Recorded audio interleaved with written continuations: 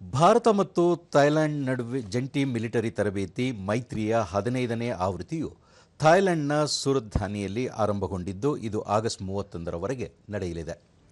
ಕಾರ್ಯಾಚರಣೆಯು ಭಾರತೀಯ ಸೇನೆ ಮತ್ತು ಥೈಲ್ಯಾಂಡ್ನ ರಾಯಲ್ ಥಾಯ್ ಸೈನ್ಯದಿಂದ ತಲಾ 85 ಸಿಬ್ಬಂದಿ ಭಾಗವಹಿಸಿದ್ದಾರೆ. ಇದು ಉಭಯ ದೇಶಗಳ ಸೈನಿಕರ ವೃತ್ತಿಪರ ಸಹಕಾರ, ಪರಸ್ಪರ ತಿಳುವಳಿಕೆ ಮತ್ತು ಎರಡೂ ಸೇನೆಗಳ ನಡುವಿನ ಶಾಶ್ವತ ಬಾಂಧವ್ಯವನ್ನು ಬಲಪಡಿಸುತ್ತದೆ.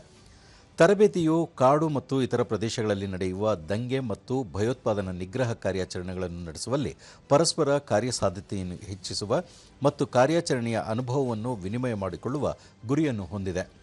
ಸಮಕಾಲೀನ ತಂತ್ರಜ್ಞಾನದೊಂದಿಗೆ ಯುದ್ಧ ತಂತ್ರದ ಕೌಶಲ್ಯಗಳನ್ನು ಸಂಯೋಜಿಸುವ ಮೂಲಕ ವಿವಿಧ ರೀತಿಯ ತರಬೇತಿಗಳನ್ನು ನೀಡಲಾಗುತ್ತಿದೆ. ಈ ವ್ಯಾಯಾಮವು ವಾಯು ಮತ್ತು ಭೂಪಡೆಗಳ ಜೊತೆಗೆ ವೈದ್ಯಕೀಯ ಮತ್ತು ವೈದ್ಯಕೀಯ ಬೆಂಬಲ ಚಟುವಟಿಕೆಗಳನ್ನು ಒಳಗೊಂಡಿದೆ.